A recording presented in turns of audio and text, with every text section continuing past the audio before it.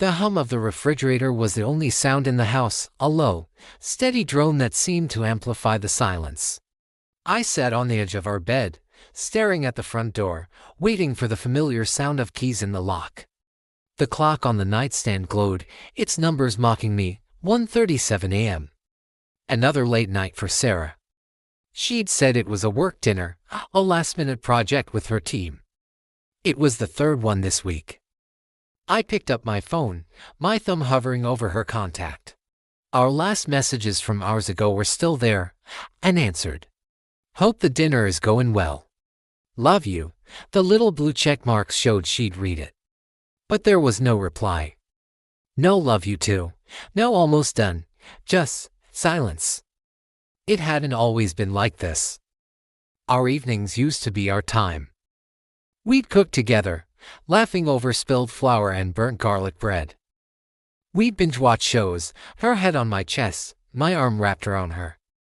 We'd talk for hours about everything and nothing. Now, the space beside me in bed was cold more often than it was warm. The kitchen felt empty, the TV unwatched. When she was home, she seemed distant, her mind a million miles away. Her phone, which used to be tossed carelessly on the counter, was now her constant companion, always screen down, always on silent. I'd catch a glimpse of a name I didn't recognize in her notifications before she'd quickly swipe it away. If I asked who it was, she'd just say, "Oh, just a colleague," with a smile that didn't quite reach her eyes. I ran a hand through my hair, the anxiety a tight knot in my stomach. Was I being paranoid? Was this just the normal ebb and flow of a long-term marriage? People get busy with work, right? But my gut, that primal instinct you can't ignore, was screaming at me. It told me something was wrong. Terribly wrong. The late nights, the secretive texting, the vague excuses, they were all pieces of a puzzle I was terrified to solve. I remembered a few weeks ago, she came home smelling of a cologne that wasn't mine. When I mentioned it, she laughed it off, saying she must have stood too close to someone at a crowded bar after work. I wanted to believe her. I desperately wanted to believe her. But the seed of doubt had been planted, and it was growing, its thorny vines wrapping around my heart. I stood up and walked to the window, peering out into the dark, empty street. Every headlight that swept past sent a jolt of hope through me, followed by a wave of disappointment when the car continued on. I thought about our wedding day. The way she looked at me, her eyes sparkling with love and promise. We'd vowed to be each other's rock, to face everything together. Where did that go? When did we start drifting apart? Was it my fault? Had I become complacent, taken her for granted? My mind raced, replaying every conversation, every interaction, searching for a clue, a sign that I had missed. I felt like a detective in my own life, investigating a crime I didn't want to solve, with my own happiness as the potential victim. A car finally pulled into our driveway. The engine cut, and the headlights died, plunging the street back into darkness. It was her. My heart hammered against my ribs. I should feel relief, but all I felt was a surge of dread. The front door opened and closed softly. I heard her drop her keys into the ceramic bowl on the entryway table. The soft padding of her footsteps approached the bedroom. I quickly moved back to the bed, pretending to be asleep, though my whole body was tense.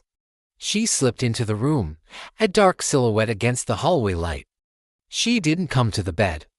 Instead, she stood by the dresser, her back to me. I watched through slitted eyes as she pulled her phone out. The screen lit up her face, and for a fleeting moment, I saw her smile. A genuine, happy smile. The kind she used to give me. She typed something quickly, her thumbs flying across the screen. Then she sighed, a heavy, tired sound, and finally turned toward the bed. She saw me sitting up, my face illuminated by the faint glow of the street lamp outside. Her smile vanished. "Oh, you're awake," she said, her voice flat. "I didn't mean to wake you. I didn't say anything." I just looked at her, searching her face for an answer. "How was the dinner?" I finally managed to ask, my own voice sounding hollow and strange. Fine, she said, avoiding my gaze as she started to change out of her clothes. Long. Stressful. The usual script. But tonight, I couldn't just let it go. Sarah, I said, my voice shaking slightly. We need to talk. She froze, her hand halfway to unbuttoning her blouse. She finally looked at me, and in her eyes, I saw not guilt, but a flicker of fear. And in that moment, I knew. I knew that my life, the one I had built so carefully with her, was about to shatter. The silence in the room stretched on, thicker and heavier than ever before. It wasn't the absence of noise anymore. It was the presence of a truth I wasn't sure I was ready to hear.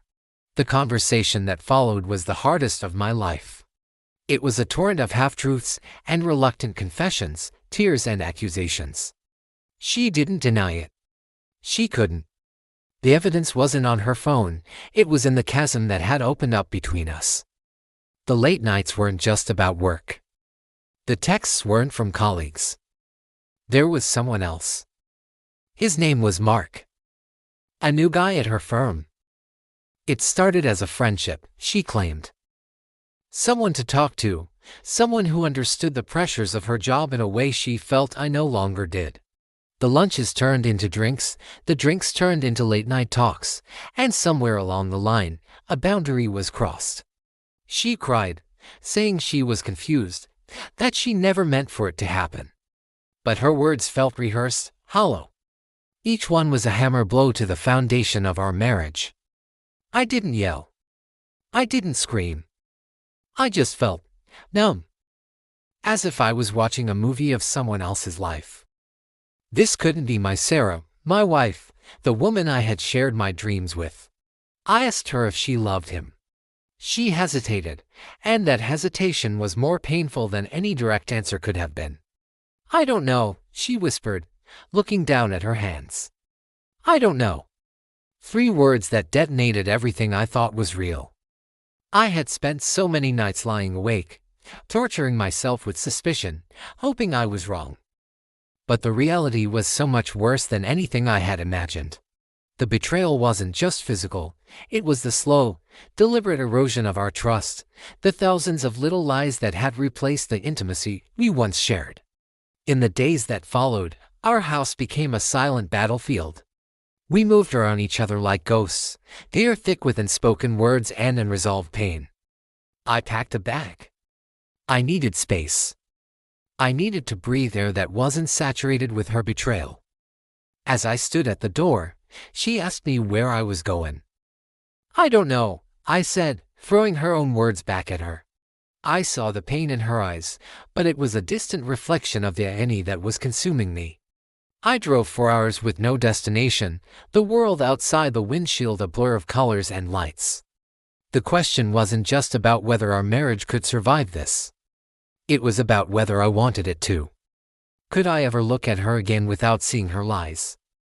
Could I ever hold her hand without wondering if she was thinking of his?